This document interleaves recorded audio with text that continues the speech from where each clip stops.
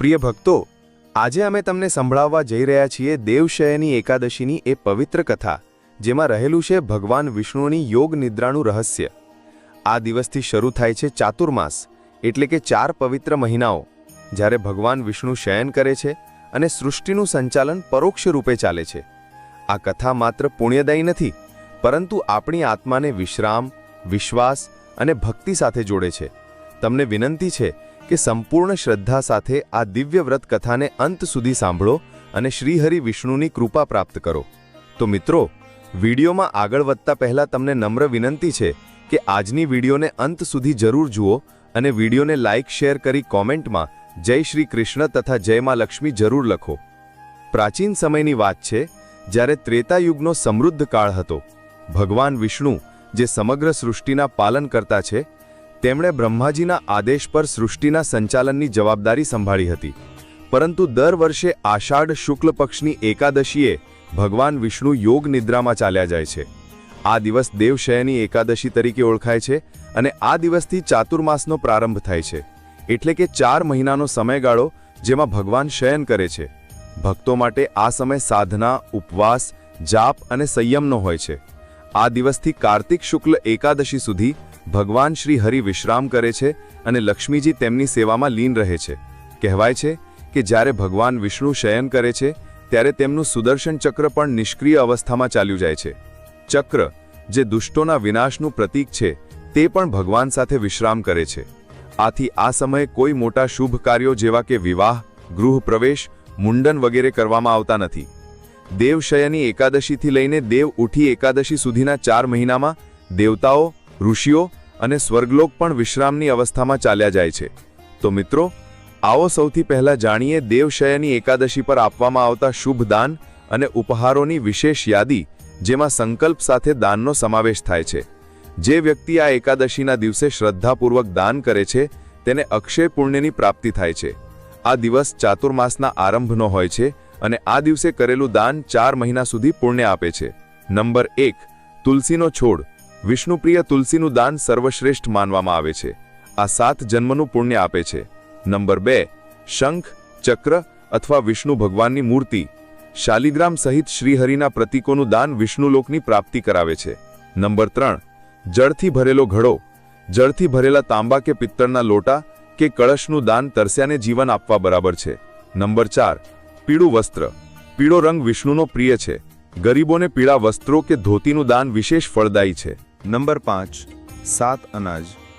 ઘઉં, ચણા, ચોખા, જવ, મગ, અડદ, તલનું દાન વર્ષા અને અન્નની કૃપા વધારે છે.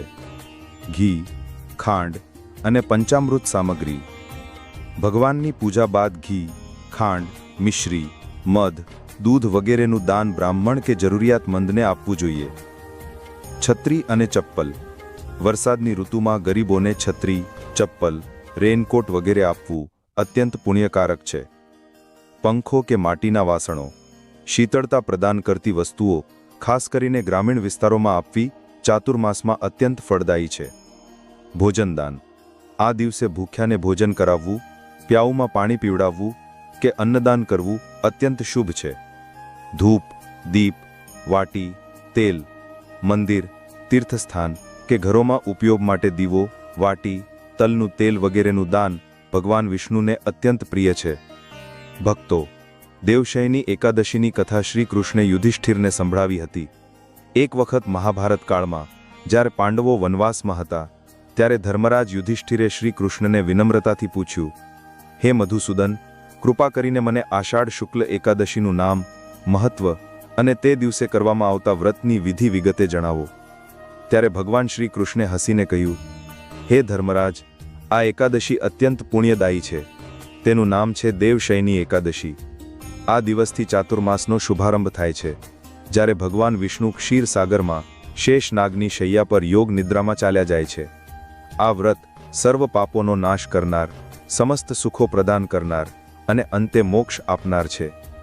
પછી શ્રી કૃષ્ણે રાજા માંધાતાની કથા સંભળાવી, જેમાં તેમણે આ વ્રત કરીને પોતાના રાજ્યના ભયંકર દુષ્કાળમાંથી મુક્તિ મેળવી હતી. શ્રી કૃષ્ણે જણાવ્યું કે આ દિવસે જે વ્યક્તિ ઉપવાસ કરે છે, તુલસીથી શ્રી હરિની પૂજા કરે છે રાત્રે જાગરણ કરે છે તે જન્મ જન્માંતરના પાપોથી મુક્ત થઈ જાય છે. શ્રી કૃષ્ણે કહ્યું, હે યુધિષ્ઠિર, જે મનુષ્ય આષાઢ શુક્લ એકાદશીનું વ્રત કરે છે તે ભગવાન વિષ્ણુનો અત્યંત પ્રિય બને છે. આ વ્રતથી શુભ કર્મોની શરૂઆત થાય છે અને અશુભ કાર્યો પર વિરામ લાગે છે. આ દિવસથી દેવતાઓ, ઋષિમુનિઓ અને ગ્રહ નક્ષત્રો પણ વિશ્રામની અવસ્થામાં ચાલ્યા જાય છે. આ રીતે ભગવાન શ્રી કૃષ્ણે યુધિષ્ઠિરને દેવશયની એકાદશીનું દિવ્ય મહત્વ સમજાવ્યું અને સ્વયં આ વ્રતનું પાલન કરવાની પ્રેરણા આપી. પ્રાચીન સમયની વાત છે, જ્યારે ધર્મ, સત્ય અને મર્યાદા જીવનના મૂળ મંત્રો હતા. સૂર્યવંશમાં એક અત્યંત પ્રતાપી અને ધર્મનિષ્ઠ રાજાનો જન્મ થયો, જેમનું નામ હતું રાજા માંધાતા. તેઓ માત્ર શક્તિશાળી રાજા જ ન હોતા, પરંતુ તપસ્વી, દાની અને પ્રજાવત્સલ શાસક પણ હતા. તેમના રાજ્યમાં કોઈને કોઈ કષ્ટ નહોતું. ન્યાય અને ધર્મનું રાજ હતું. બ્રાહ્મણો વેદોનું પઠન કરતા, યજ્ઞો થતા, ગોપાલન થતું અને પ્રજાનું જીવન સરળ, શાંતિપૂર્ણ અને સુખી હતું. પરંતુ એક સમય એવો આવ્યો જ્યારે અચાનક રાજ્યમાં ભયંકર દુષ્કાળ પડ્યો. આકાશમાં વાદળો તો હતા, પરંતુ વરસાદ નહોતો થતો. નદીઓ સુકાઈ ગઈ, તળાવો કીચડથી ભરાઈ ગયા, પશુ પક્ષીઓ ભૂખ તરસથી તડપવા લાગ્યા, ખેતરો નામશેષ થઈ ગયા, અન્નના ભંડાર ખાલી થવા લાગ્યા અને લોકોમાં ભયનું વાતાવરણ ફેલાયું. રાજા માંધાતાએ તુરંત બ્રાહ્મણો, વેદજ્ઞો અને ઋષિઓની સલાહ લીધી. તેમણે અનેક પ્રકારના યજ્ઞો, હવનો અને અનુષ્ઠાનો કરાવ્યા. વનમાં જઈને તપસ્યા કરી, દાન આપ્યા, અન્ન ક્ષેત્રો ખોલ્યા. પરંતુ પ્રકૃતિ તો પણ શાંત રહી. સૂર્ય તપતો રહ્યો, ધરતી તિરાડોથી ભરાઈ ગઈ અને નિરાશા ફેલાવા લાગી. ત્યારે રાજાએ એક દિવસ વિચાર્યું, મારે જાતે આ સંકટનું સમાધાન શોધવું જોઈએ. તેઓ ઘોડે સવાર થઈને જંગલોમાં, તીર્થોમાં, આશ્રમોમાં ઋષિઓની શોધમાં નીકળી પડ્યા. ઘણા દિવસોની યાત્રા બાદ તેઓ એક પુણ્યભૂમિ પર પહોંચ્યા, જ્યાં મહાન તપસ્વી ઋષિ અંગિરા ગહન તપસ્યામાં લીન હતા.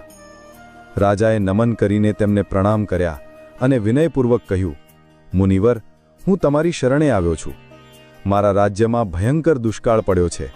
ન જન, ન પશુ, ન વનસ્પતિ, કોઈ પણ સુખી નથી.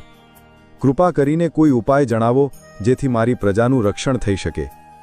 મુનિ અંગિરા આંખો ખોલી, ધ્યાનથી રાજાને જોયા અને બોલ્યા, રાજન, આ સંકટ કોઈ સામાન્ય નથી. જ્યારે સૃષ્ટિકર્તા સ્વયં વિશ્રામ કરે છે ત્યારે પ્રકૃતિ પણ તેમની સાથે શાંતિમાં લીન થઈ જાય છે. આ સમય છે દેવશયની એકાદશીનો. અષાઢ શુક્લ એકાદશીએ ભગવાન વિષ્ણુ યોગ નિદ્રામાં ચાલ્યા જાય છે અને ત્યારથી 4 મહિનાનો ચાતુર્માસ શરૂ થાય છે. જો તું આ વિશેષ વ્રતને પૂરા મનથી કરીશ અને પ્રજાને પણ તેનું પાલન કરાવીશ તો ભગવાન શ્રી હરિની કૃપાથી બધું ફરીથી સુચારું થઈ જશે. આ સાંભળીને રાજાને જાણે જીવનનો નવો માર્ગ મળી ગયો. તેઓ તુરંત પોતાના મહેલ પરત ફર્યા અને દેવશયની એકાદશીની તૈયારીમાં લાગી ગયા. આખા નગરમાં ઘોષણા કરાવી કે ભગવાન વિષ્ણુની સેવા માટે આપણે બધા દેવશયની એકાદશીનું વ્રત કરીશું. જે ભક્ત આ દિવસે વ્રત કરશે, રાત્રે જાગરણ કરશે, શ્રી હરિની પૂજા કરશે, તેને અક્ષય પુણ્ય પ્રાપ્ત થશે. રાજાએ સ્વયં બ્રહ્મ મુહૂર્તમાં ઉઠીને સ્નાન કર્યું, પીળા વસ્ત્રો ધારણ કર્યા, શંખ, ચક્ર, ગદા અને પદ્મથી સુશોભિત ભગવાન શ્રી હરિની સુંદર મૂર્તિની સ્થાપના કરી અને તુલસી પત્રોથી પૂજા કરી. તેમણે વિષ્ણુ સહસ્ત્ર નામનું પઠન કર્યું, ગીતાનું પઠન કર્યું અને નંદીમુખ બ્રાહ્મણોને ભોજન કરાવ્યું. આખા નગરના વાસીઓએ પણ વ્રતનું પાલન કર્યું. રાત્રે મંદિરોમાં દીવા પ્રગટાવવામાં આવ્યા. ભક્ત મંડળીઓએ ભજન કીર્તન કર્યા. ઓમ નમો ભગવતે વાસુદેવાયના મધુર સ્વરો ગુંજવા લાગ્યા. રાજા સ્વયં રાત્રિ જાગરણમાં બેઠા અને ભગવાનને હૃદયથી પ્રાર્થના કરી, હે નારાયણ, હે અનંત, કૃપા કરો, વરસાદ થાય, અન્ન ઉપજે, પ્રજા સુખી થાય અને સૃષ્ટિમાં ફરીથી સંતુલન આવે. તેમની સાચી ભક્તિથી પ્રસન્ન થઈને ભગવાન વિષ્ણુએ સ્વપ્નમાં દર્શન આપ્યા. ભગવાને કહ્યું, રાજન, તારી નિષ્ઠા, તારો ત્યાગ અને તારો ભક્તિભાવ મને અતિ પ્રિય છે. કાલે સવારથી તારા રાજ્યમાં વરસાદ થશે અને સુખ સમૃદ્ધિ પરત આવશે. રાજાની આંખો ખુલી તો તેઓ ભાવ વિભોર થઈ ગયા. તેમણે ઋષિ અંગિરાનું સ્મરણ કર્યું અને ભગવાનને ધન્યવાદ આપ્યા. અને ખરેખર બીજા દિવસથી આકાશમાં વાદળો ઘેરાયા. ગડગડાટ સાથે મુશળધાર વરસાદ થયો. નદીઓ વહેવા લાગી. ધરતી હરિયાળીથી ઢંકાઈ ગઈ. ખેતરોમાં અન્ન લહેરાવા લાગ્યું. પશુ પક્ષીઓમાં આનંદની લહેર દોડી ગઈ. ચારે દિશાઓમાં જય વિષ્ણુ ભગવાનની ઘોષણા થવા લાગી. રાજા માંધાતાએ તે દિવસને પોતાની સ્મૃતિમાં અમર કરી દીધો. આજે પણ પદ્મપુરાણમાં આ કથાનો ઉલ્લેખ થાય છે. જે વ્યક્તિ આ વ્રતને શ્રદ્ધાથી કરે છે તેના જીવનમાં ક્યારેય સંકટ સ્થાયી રહેતું નથી. કારણ કે જ્યારે ભગવાન સ્વયં નિદ્રામાં જાય છે ત્યારે ભક્તોની પુકાર જ તેમને જગાડે છે. દેવશયની એકાદશી માત્ર વ્રત નથી, આ એક અવસર છે ચાતુર્માસની શરૂઆતનો, આત્મનિરીક્ષણનો, જીવનને ધર્મ અને સંયમની દિશામાં વાળવાનો. આ એ કાળ છે જ્યારે માત્ર ભગવાન જ વિશ્રામ નથી કરતા, પરંતુ આપણું મન પણ સંયમ, ભક્તિ અને સાધનામાં રમણ કરે છે. જે વ્યક્તિ 4 મહિના સુધી માંસ, મદ્ય, ક્રોધ, ઝૂઠ, લોભ, દ્વેષનો ત્યાગ કરીને ભક્તિમાં લીન રહે છે તેના જીવનમાં ભગવાન સ્વયં જ જાગે છે. ચાતુર્માસમાં ઉપવાસ, તુલસી સેવા, ગીતાપાઠ, શ્રી હરિનું સ્મરણ અત્યંત પુણ્યદાયી છે. આ કથામાંથી આપણને એ જ શીખ મળે છે કે સંકટ ગમે તેટલું મોટું હોય, જો આપણી આસ્થા વધારે હોય તો ભગવાન અવશ્ય કૃપા કરે છે. આથી હે ભક્તો, આ દેવશયની એકાદશીનું વ્રત પૂરા મન, તન અને વચનથી વ્રત કરો. રાત્રે જાગરણ કરો અને પ્રભુને પ્રાર્થના કરો કે હે શ્રી હરિ, મારી આત્માને પણ પ્રેમ, ભક્તિ અને જ્ઞાનનો વરસાદ આપો. પ્રેમથી બોલો, જય શ્રી હરિ વિષ્ણુ. મિત્રો આવો હવે જાણીએ એકાદશીના દિવસે કરવામાં આવતા તુલસીના છોડ સાથે જોડાયેલા એક એવા ચમત્કારિક ઉપાય વિશે જે ઉપાય કરવાથી તમારી જન્મજન્માંતરની ગરીબી દૂર થઈ શકે છે. જીવનમાંથી દરેક દુઃખ, દરેક સમસ્યા, દરેક કષ્ટો દૂર થઈ જાય છે. મિત્રો, જો તમે હજુ સુધી અમારી ચેનલને સબસ્ક્રાઇબ નથી કરી તો અમારી ચેનલને સબસ્ક્રાઇબ જરૂર કરો. મિત્રો, જો દેવશયની એકાદશીના દિવસે તુલસીના છોડ સાથે એક ખાસ વસ્તુ બાંધવામાં આવે તો તે દરિદ્રતાને મૂળમાંથી ઉખાડી નાખે છે અને જે કંગાળ હોય તે કરોડપતિ પણ બની શકે છે. આ કોઈ તિલસ્મી વાત નથી, પરંતુ હજારો વર્ષોથી સિદ્ધ અને શાસ્ત્રોમાં વર્ણવેલ આધ્યાત્મિક રહસ્ય છે. મિત્રો, દેવશયની એકાદશી આ એ દિવસ છે જ્યારે ભગવાન વિષ્ણુ 4 મહિના માટે યોગ નિદ્રામાં જાય છે. આને ચાતુર્માસનો પ્રારંભ પણ માનવામાં આવે છે. આ એકાદશીનું એટલું મહત્વ છે કે જો કોઈ આ દિવસે ઉપવાસ કરે, હરિનામનો જાપ કરે, તુલસીની સેવા કરે અને શુભ કર્મોમાં મન લગાવે તો તેના પાપો બળીને રાખ થઈ જાય છે અને પુણ્ય તેની જોડીમાં આવી જાય છે. પરંતુ આજે અમે વાત કરી રહ્યા છીએ એક એવા રહસ્યની, એક એવા મહા ઉપાયની જેના વિશે બહુ ઓછા લોકો જાણે છે. તુલસીના છોડમાં દિવ્ય શક્તિઓનો વાસ હોય છે. તુલસીને લક્ષ્મી સ્વરૂપા, વિષ્ણુપ્રિયા અને કલ્યાણકારિણી માનવામાં આવે છે. તુલસીના પાંદડા જેટલા ચમત્કારી હોય છે તેટલી જ તેની સેવા પણ વિશેષ ફળદાયી માનવામાં આવે છે. અને દેવશયની એકાદશીના દિવસે તુલસી સાથે એક ખાસ વસ્તુ બાંધવાનો જે પ્રાચીન ઉપાય છે તે દુર્ભાગ્યને સૌભાગ્યમાં બદલી દે છે. આ દિવ્ય વસ્તુનું નામ છે સાબુત કોડી. જી હા, સમુદ્રમાંથી મળતી આ પીળી કે સફેદ કોડી ખરેખર ધન અને લક્ષ્મીનું પ્રતીક માનવામાં આવે છે. પ્રાચીન તંત્ર ગ્રંથોમાં, વાસ્તુશાસ્ત્રમાં અને આયુર્વેદમાં પણ તેનો ઉલ્લેખ છે. કોડી ફક્ત ધનને આકર્ષે જ નહીં, પરંતુ નકારાત્મક ઉર્જાને દૂર કરવામાં પણ સક્ષમ હોય છે. ઘણા ઘરોમાં લક્ષ્મી પૂજનમાં પણ કોડીનો ઉપયોગ થાય છે. હવે તમારે આ ઉપાયને સાચી રીતે જાણવું જરૂરી છે. દેવશયની એકાદશીની પૂર્વ રાત્રે એટલે કે દશમીના દિવસે કોડીને સ્વચ્છ જળથી ધોઈને તેને હળદર, કેસર અને અક્ષતથી પૂજો. પછી બીજા દિવસે સવારે બ્રહ્મ મુહૂર્તમાં ઉઠીને સ્નાન કરો અને શુદ્ધ વસ્ત્રો ધારણ કરો. ભગવાન વિષ્ણુ અને તુલસી માતાની વિધિવત પૂજા કરો. પૂજા પછી તે પૂજેલી કોડીને લાલ રંગના કપડામાં લપેટીને તુલસીના છોડમાં સાવધાનીપૂર્વક બાંધો. આ ક્રિયા કરતી વખતે ઓમ વિષ્ણવે નમઃ અથવા ઓમ શ્રી નમઃનો જાપ કરતા રહો. ધ્યાન રાખો કે આ કાર્ય પૂર્ણ શ્રદ્ધા, ભક્તિ અને એકાગ્રતાથી કરવું. તુલસી માતાને મનમાં પ્રાર્થના કરો, હે લક્ષ્મીપતિ વલ્લભા, જેમ તમે સમુદ્ર મંથનમાંથી ઉત્પન્ન થઈને શ્રી હરિને વરણ કર્યા તેમ મારી દરિદ્રતાનો નાશ કરીને મારી જોડી ધનથી ભરી દો. આ કોડી મારી નિર્ધનતાનું પ્રતીક છે. તેને તમે સ્વીકારો અને મારા ભાગ્યનો ઉદય કરો. મિત્રો, વાસ્તુશાસ્ત્ર અનુસાર તુલસી માતાની આસપાસ સકારાત્મક ઉર્જાનું ખૂબ જ તીવ્ર ચક્ર ચાલે છે. આ ઉર્જા તે કોડીમાં સમાઈને તમારા ભાગ્યને બદલી શકે છે. તુલસીનો છોડ બ્રહ્મા, વિષ્ણુ અને મહેશ ત્રણેયના આશીર્વાદ ધરાવે છે. તુલસી સાથે કોડી બાંધવાનો અર્થ એ છે કે તે દિવ્ય ઊર્જાથી કોઈ વસ્તુને આવૃત કરવી.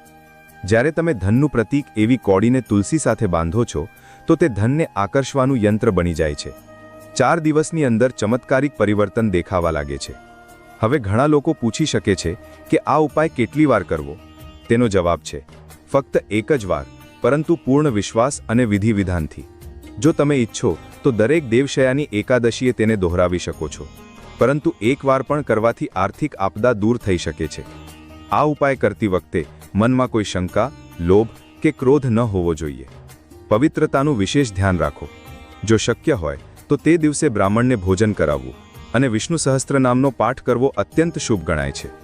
દેવશયની એકાદશીના દિવસે કરવામાં આવેલો આ ઉપાય ખૂબ જ ઝડપથી કામ કરે છે, કારણ કે આ એ દિવસ છે જ્યારે ભગવાન વિષ્ણુ પોતે ભક્તોના કર્મોનો હિસાબ જુએ છે. જે આ દિવસે પુણ્ય કરે છે તેને તે ફળ 4 ગણું થઈને મળે છે. અને જ્યારે તમે કોડી જેવી શક્તિશાળી વસ્તુને તુલસી જેવા પવિત્ર અને દિવ્ય છોડ સાથે જોડો છો તો તે તમારું આર્થિક ભાગ્ય જ બદલી નાખે છે. જ્યારે કોડીને તુલસી સાથે બાંધવામાં આવે છે તો તેમાં રહેલું સમુદ્ર તત્વ અને તુલસીની પંચતત્વ ઊર્જા મળીને બ્રહ્માંડમાં એક વિશેષ તરંગ મોકલે છે.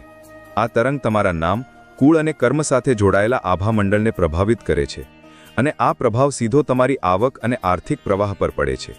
આ જ કારણે આ ઉપાય માત્ર મજાક નથી, પરંતુ બ્રહ્માંડીય નિયમો પર આધારિત આધ્યાત્મિક વિજ્ઞાન છે. જો તમને આ વાત અશક્ય કે કલ્પના જેવી લાગતી હોય તો તમે જાતે એકવાર આ ઉપાય કરો. તુલસી સાથે વાત કરો, તેની પાસે બેસીને મંત્ર જાપ કરો અને તે દિવ્યતાનો અનુભવ કરો જે તમારી આત્માને અંદરથી શાંત કરી દેશે. ત્યારે તમે જાણશો કે ખરેખર ધન માત્ર મહેનતથી જ નહીં, પરંતુ બ્રહ્માંડની કૃપાથી પણ આવે છે. તો મિત્રો, આશા છે કે આજની વિડીયો તમને જરૂર પસંદ આવી હશે. આજની વિડીયો સારી લાગી હોય તો વિડીયોને લાઇક કરી તમારા મિત્રો સાથે શેર જરૂર કરો અને અમારી ચેનલને સબસ્ક્રાઇબ જરૂર કરો. ફરીથી મળીએ એક નવા વિડીયો સાથે. જય શ્રી કૃષ્ણ. હર હર મહાદેવ. જય માં લક્ષ્મી. ધન્યવાદ.